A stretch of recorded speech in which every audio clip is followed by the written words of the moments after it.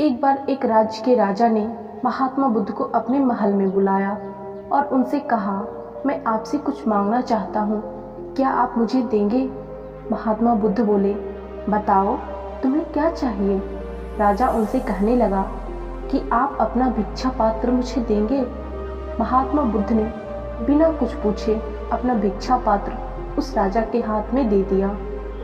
उनके कपड़ों के अलावा ये भिक्षा पात्र ही उनके पास सांसारिक वस्तु थी, जिसे उन्होंने बिना कुछ सोचे उस राजा को दे दिया। राजा ने बदले में महात्मा बुद्ध को एक सोने का कटोरा दिया था, जिसके चारों तरफ हीरे मोती जड़े हुए थे। महात्मा बुद्ध उस कटोरा को हाथ में लेकर अपनी कुटिया की तरफ चल देते हैं और वो रास्ते से गुजर ही रहे थे कि एक चोर उस कटोरा को चुराने के उद्देश्य से उनका पीछा करने लगता है और महात्मा बुद्ध को एहसास हो जाता है कि कोई उनका पीछा कर रहा है। महात्मा बुद्ध ने सोचा कि इस सोने के कटोरे की वजह से चोर उनका पीछा कर रहा है। तब उन्होंने कहा कि क्यों ना मैं इस कटोरे को इस चोर को ही दे दूं, क्योंकि इस कटोरे की वजह से मेरा मानसिक संतुलन नष्ट होगा और फिर इस कटोरे को चुराने के लिए उस चोर को भी कठिन परिश्रम करना पड़ेगा, और वैसे भी ये कटोरा मेरे किसी काम का नहीं है, तो मैं इस कटोरे को उस चोर को ही दे देता हूँ। जब महात्मा बुद्ध अपनी कुटिया के पास पहुँचे तो उन्होंने कटोरे को बाहर ही फेंक दिया और चुपचाप अपनी कुटिया के अंदर चले गए। चोर एक पेड़ के पीछे छिपकर सब देख रहा था। जब उसने देखा कि महात्मा बुद्ध उस कटोरे को बाहर ही फेंक दिए हैं, तो उसके मन में आया कि जरूर इस कुटिया में इससे भी कीमती चीज रखी हुई है, इसलिए इसे इस कटोरे की कोई परवाह ही नहीं है। यह सोचकर चोर कुटिया के अंदर जाता है, और जब वह कुटिया के अंदर जाता है और कुटिया के चारों तरफ देखता है तो देखता है कि कुटिया तो एकदम खाली है। वह मन में सोचता है कि जब इस महात्मा के पास कुछ नहीं है तो इसने सोने के कटोरे को बाहर क्यों फेंक दिया। वह अपने आप से कहने लगता है कि इसके पास कुछ हो या ना हो, इससे मुझे क्या, मुझे तो बस कटोरा चुराना है और यहाँ से निकल जाना है। यह सोचकर वह जैसे ही कुटिया से बाहर आता है और उस सोने के कटोरे को उठाने लगता है, तब उसके मन में फिर वही ख्याल आता है कि जब इस महात्मा के पास कुछ भी नहीं, फिर भी इस कटोरे से कुछ लेना देना नहीं, ऐसा क्या है इस महात्मा में। और इस प्रश्न का उत्तर जानने की जिज्ञासा उसके मन में जाग गई, और फिर वहाँ से वह कुटिया के अंदर गया और वहाँ जाकर महात्मा बुद्ध के सामने बैठ गया। उनके आँख खुलने का इंतजार करने लगा, और कुछ समय बाद महात्मा बुद्ध अपनी आंखें खोलते हैं और उस चोर को अपने सामने बैठा देखते हैं।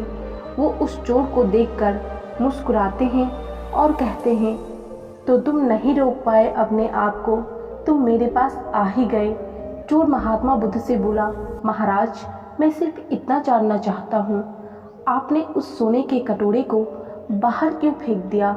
आखिर आपके पास ऐसा कौन सा धन है जो हीरे से जड़े उस कटोरे से भी कीमती है? यह सुनकर महात्मा बुद्ध मुस्कुराए और बोले, मेरे पास एक ऐसा खजाना है जिसे तुम नहीं देख सकते। चोर बोला, क्या आप उस खजाने के बारे में मुझे बता सकते हैं?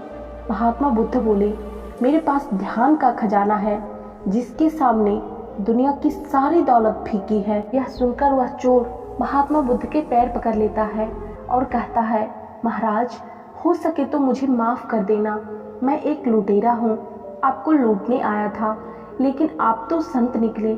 आपसे मिलकर मेरी दुष्प्रवृत्ति अपने आप खत्म हो गई। अब मुझे इस दुनिया का कोई धन दौलत नहीं चाहिए। क्या आप अपने खजाने से एक छोटा सा हिस्सा मुझे दे सकते हैं, ताकि मैं भी अपने जीवन को शांति से जी सकूं? महात्मा बुद्ध मुस्कुराए और बोले, यदि तुम चाहो तो तुम भी मेरी तरह ध्यान के उस खजाने को प्राप्त कर सकते हो। बस इसके लिए तुम्हारे अंदर एक मजबूत संकल्प शक्ति का होना जरूरी है।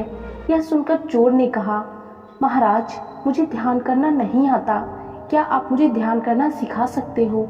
महात्मा बुद्ध मुस्कुराए और बोले, ध्यान करना बहुत ही आसान है।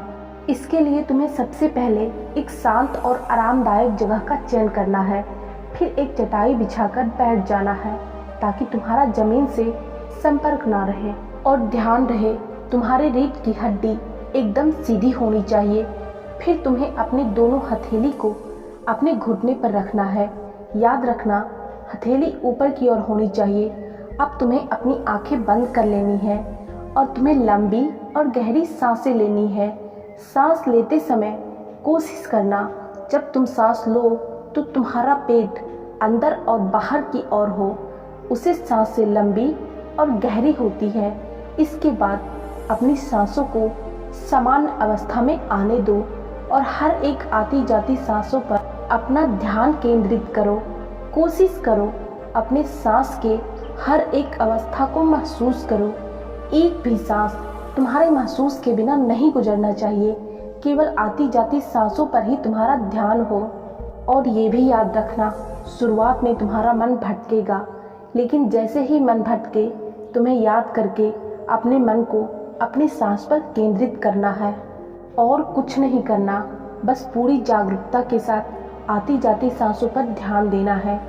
समय के साथ तुम्हारे सांस लेने की गति धीमी होती चली जाएगी। जैसे जैसे तुम्हारे सांस लेने की गति धीमी होती जाएगी वैसे वैसे तुम्हारा मन शांत होता जाएगा और तुम्हारी सांसें और भी लंबी और गहरी होती जाएगी। फिर धीरे धीरे एक ऐसा समय आएगा जब तुम्हारे मन से सारे विचार गायब हो जाएंगे और तुम्हारा मन शांति के महासागर में डूब जाएगा। और यही गहरे ध्यान की अनंत अवस्था है। महात्मा बुद्ध के बताए अनुसार उस चोर ने ध्यान करना शुरू किया। उसने चोरी करना भी छोड़ दिया और धीरे धीरे उसकी जिंदगी पूरी तरह से बदल गई। दोस्तों, अगर आप भी अपने जीवन में ध्यान करना सीखना चाहते हैं तो महात्मा बुद्ध के बताए गए इस सरल ध्यान के तरीके को अपना सकते हैं। इसमें आप एक दिन में महारत हासिल नहीं कर पाएंगे। इसके लिए आपको काफ़ी लंबे समय तक अभ्यास करना पड़ेगा। शुरुआत आपको सिर्फ 10 से 15 मिनट करने से करना है और फिर आप कुछ हफ्तों में ही अपने अंदर एक अद्भुत बदलाव को महसूस करेंगे। आज की कहानी आपको कैसी लगी कमेंट करके ज़रूर बताइएगा। आज के वीडियो में इतना ही। मिलते हैं नेक्स्ट वीडियो में। तब तक के लिए धन्यवाद।